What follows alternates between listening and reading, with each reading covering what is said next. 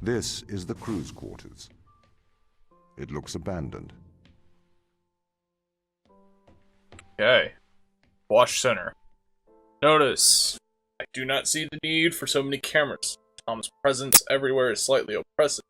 I understand the need for transparency, but why is he in the toilets? That's a little creepy. Start checking stuff.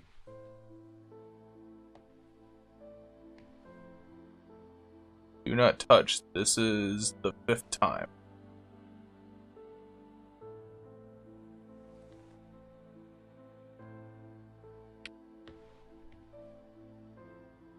So can I not get in here then?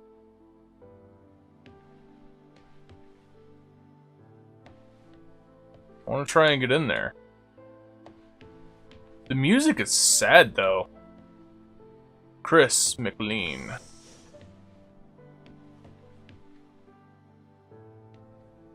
Looks like he's a hockey player. Or he's a fan of hockey.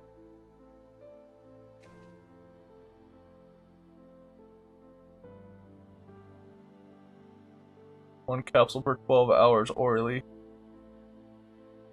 Protect from excessive light.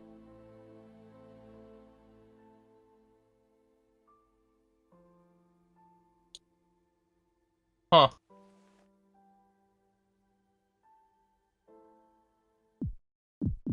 See, now comes the time where the music needs to be up.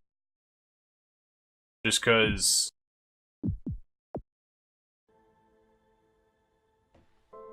just how sad it is.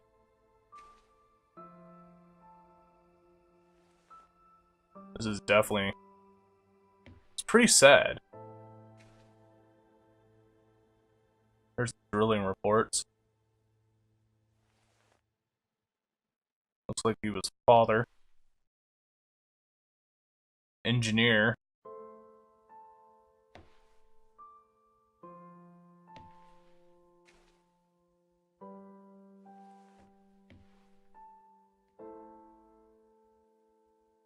Moon watch log sheet.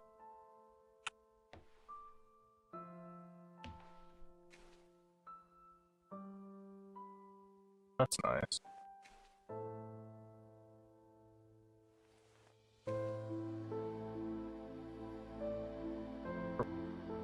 Hello. Me and Dan. So from this, it looks like him and Dan had a relationship. From what I could tell. And I guess they had a falling out. His desk is a wreck. Must be his 2 boys. Could either be a relationship as just friends, or could be more. Here's his family.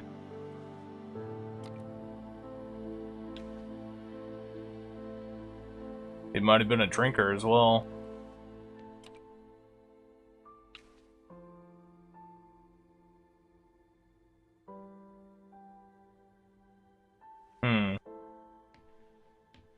Interesting.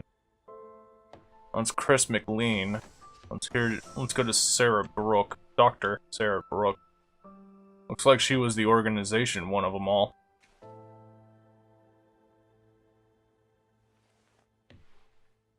Yeah. Exobiologist. She was doing some stuff. Got some rosaries. It looks like she was religious. Cookbook.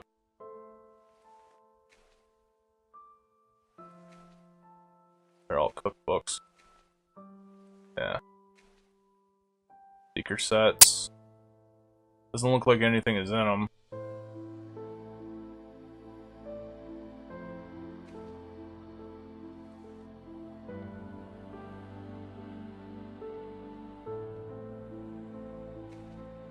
There's apparently her dog. What's this? Strange thermals on the west side of the crater. Looks like she liked flowers. Heh, trench digger.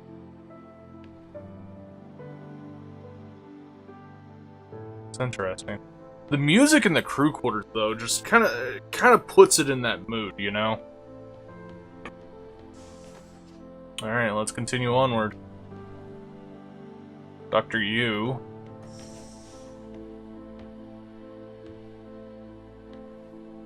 Not really surprising. Wedding ring. Must be his wife. Let's see, what do we got here? Matthew, we've been studying organism 119. Please find attached scanning electron microscope image which appears to show pelvis formation. We hypothesize that this is a stress response due to high levels of radiation. We plan to infect a human cell line with organism 119 and perform irradiation experiments with flow cytometry. Would this be appropriate? It would be great if you could get the department to look at the SEM image. Kind regards. Huh.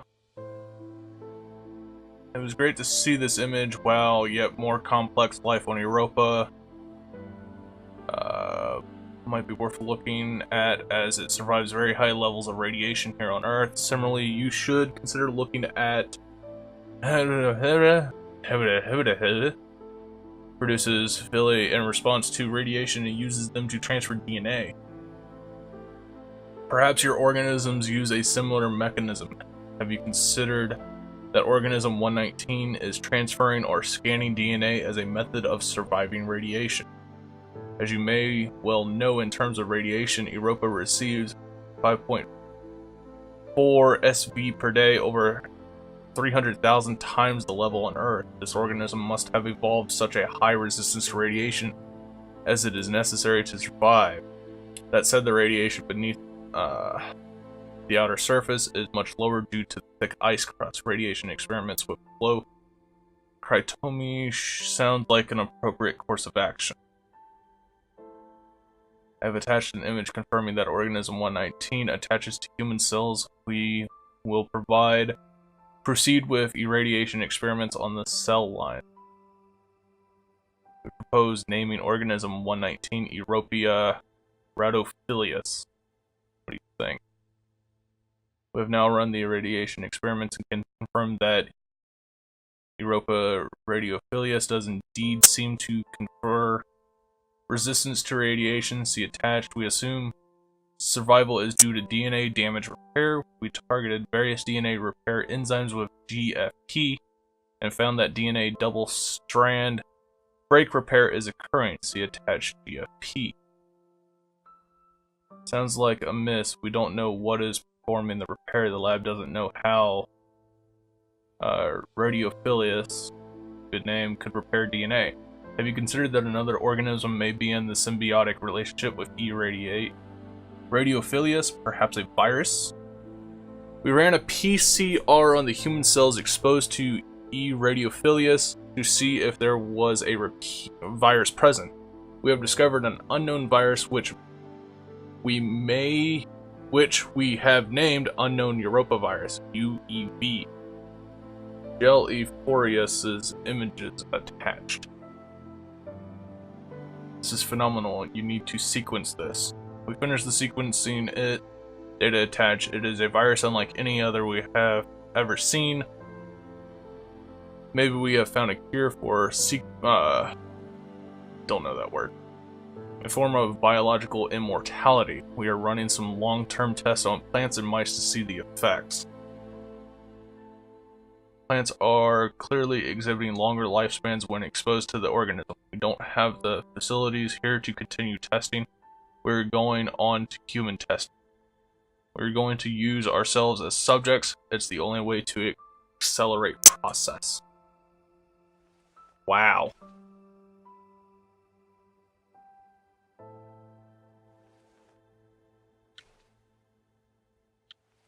That's kind of a little heavy, though. Using yourself as the experiment.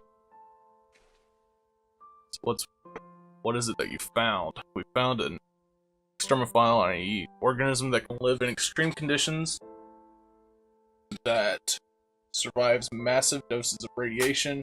Radiation damages DNA. The extremophile has a virus living inside it. The extremophile savages DNA from other organisms, which the virus uses to repair the extremophile damaged DNA. Essentially, they work together to survive in what is called a symbiotic relationship. So, what's the implication? What does it do? In some ways, it is an immortal relationship. It doesn't seem to age biologically. Aging and death are ultimately caused by DNA damage. We have the ability to fix our DNA, but that ability is limited. Thus, organisms can repair damage caused by massive doses of radiation. If we could harness this power, we could potentially eliminate biological aging, what is known as sensing something. So you found something that can make humans immortal. Not exactly. There are many causes of death other than DNA damage.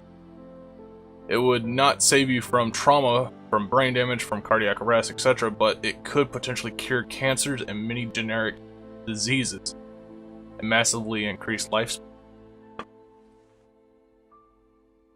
Just a thought, but what if all of this actually exists? Like, what if they're motion sickness relief?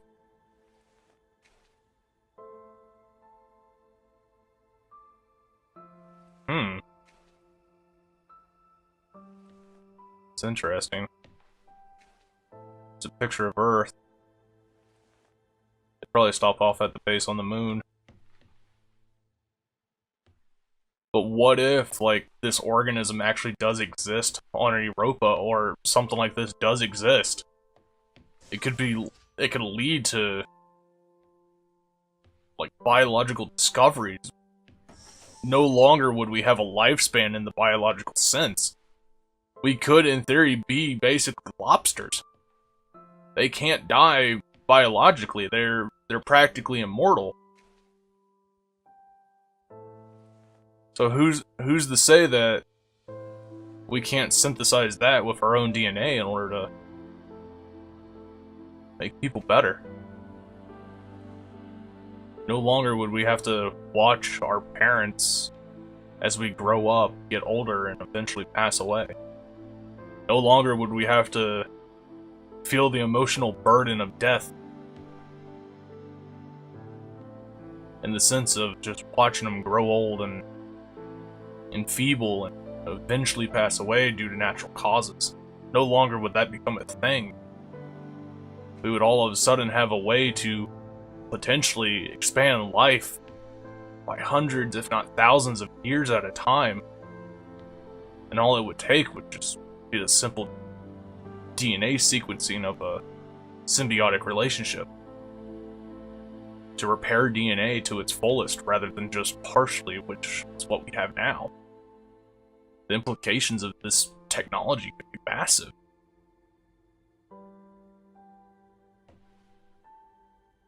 So we're here in his space right now. Looks like he's a painter. Quite a good one at that.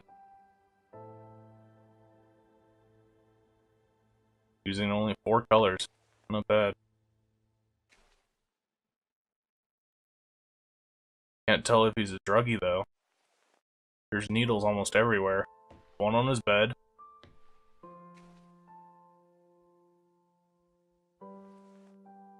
Could be something. I wish this would tell me what it is. Morphine. Okay. So it looks like he was, from what I could tell, with the syringes being here, it looks like he was addicted to morphine. But who knows? Let's read what his logs have. March 16th, 2249. The whole team experienced nausea during A large electrical surge in Europa's atmosphere. I am concerned. This was not an instance of mass hysteria. Vital signs were affected. It caused a uniform surge in heart rate that was detected in all members of the crew. I'm reporting to ISA. I need to turn down for right now. Actually, let's do that. Alright. March 7th, 2249. I reported the nauseous incident to the ISA. They offered an explanation of electronical disturbance to our central nervous system. This is ludicrous. An electrical surge large enough to affect our nervous systems would have done more than make the team feel ill. I'm going to experiment with some shock therapy. Good evening, Cactus King. How are you doing today, man? We're just exploring the Turing Test. There's some heavy stuff in this game. It's a good game, though. March 8th, 2249. I have discovered that electrical fields disturb our telemetry implants in a way I didn't expect. I have contacted the ISA. Strangely, Tom was not comfortable with my attempts to disrupt the implant. March 9th, 2249. The ISA have reported back informing me that I am not to disturb the implants. They have also encouraged me not to discuss this further with the team. I'm continuing to investigate. March 11th, 2249. I have been running some experiments outside of Tom's view. I can tell he knows this. He has been acting differently around me, like an offended child. I feel increasingly nauseous. His implants seem to have neural connectivity. Out-of-body experiences are far more frequent now. I'm doing good, Cactus King. This game has brought up some emotions. Just with basically the guy next to this room that we're in, he was discovering basically a way to provide biological immortality. And I don't know, it just brought up some emotions from the past that, I don't know, it kind of gets this. The game's good though. It's really good. I'm not even through a quarter of the game. March 16th, 2249. I have established a definitive correlation. Against my knowledge, I have been implanted with a device that affects my mind. I use my opportunities in regular health checkups to investigate the crew. We all have them. Every single one of us is implanted with some kind of mind-altering contraption. Tom has been encouraging the team to worry about my mental health. He requested that I retire away from the crew. Misinformation. Are you recording this one? I need to watch this. Yeah, the whole entire thing is going to be up here on Twitch. It's also going to go up onto YouTube in segments as well, just in case you happen to miss it. I'm not going to make people on YouTube sit through 3-4 hours long worth of a video. I'm going to download it, break it up, chop it into segments, and this'll be one of the heavy segments. So, but I mean, so far so good. So, who's to say? March 26th, 2249. I cannot will myself to investigate this further. I grow tired quickly. I cannot think straight. I am not sure if the implant is affecting my thoughts anymore. I believe it is trying to subdue my mind. I think I am going to attempt an exorcism. I'm going to remove this implant. How you doing, man? Doing pretty good. Maxie Jacob Vlogs. Interesting name. Never heard that one before. But welcome aboard tonight's stream of the Turing Test. Quite a grievous adventure that we're on.